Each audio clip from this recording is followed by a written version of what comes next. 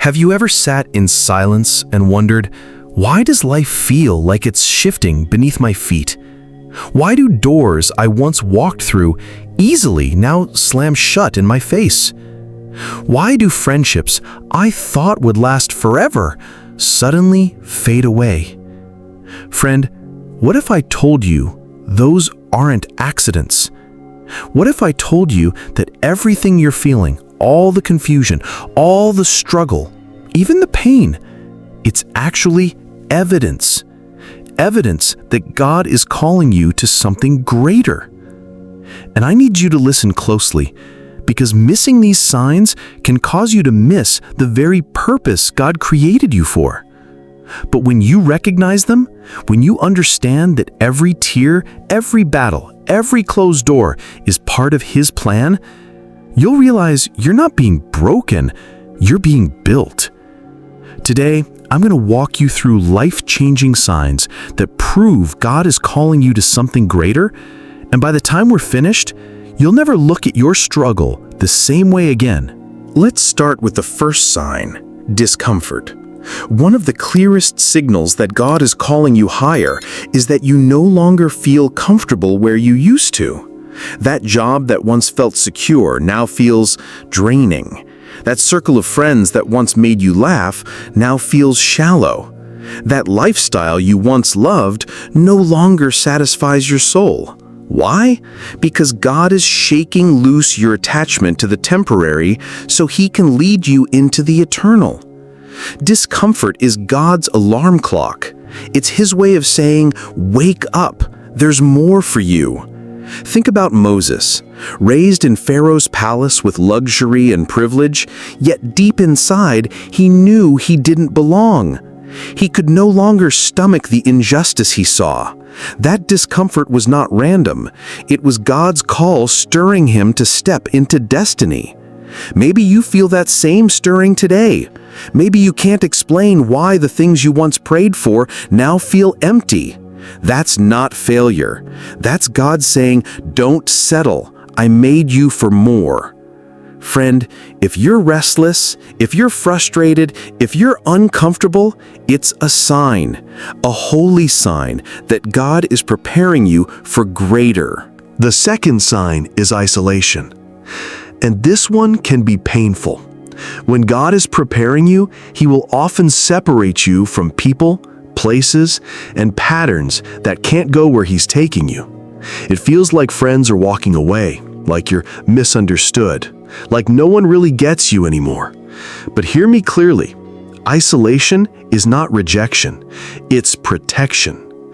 God removes you from the crowd to remind you that your identity is not in people, it's in Him. Look at David. Before he was king, he was isolated in the fields, watching sheep while everyone else was at war. Forgotten by his father, overlooked by his brothers, invisible to everyone, but not to God. That hidden season was training ground. God was building his courage, his worship, his faith, because the battles ahead required more than talent. They required character. Maybe you're in that hidden season right now. You feel overlooked at work, unseen in your family, left out by friends. Don't mistake it for abandonment. It's preparation. Isolation is where God shapes kings and queens. It's where He sharpens prophets, prepares leaders, and develops destiny. If you're isolated, take heart. God hasn't left you. He's setting you apart. The third sign is storms. If your life feels like one battle after another, don't be discouraged. Storms often confirm your calling.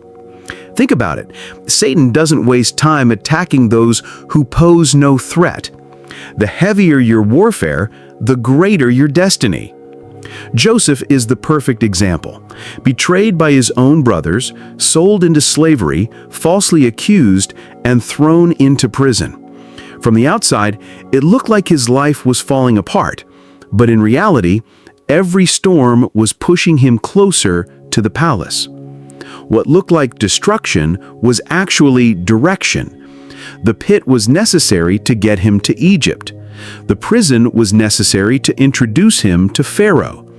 The storm wasn't punishment, it was positioning. Friend, maybe you're in a storm right now. Financial struggles, health battles, relationship heartbreak. And you're asking God, why me? But what if the better question is, what are you building in me? Because storms don't come to destroy you, they come to develop you. Every wave is strengthening your faith. Every setback is building endurance. Every tear is watering seeds of destiny. Don't despise the storm, it's proof you're chosen for something greater. The fourth sign is favor that doesn't make sense. When God is calling you higher, you'll notice that doors begin to open that you didn't even knock on. Opportunities appear out of nowhere.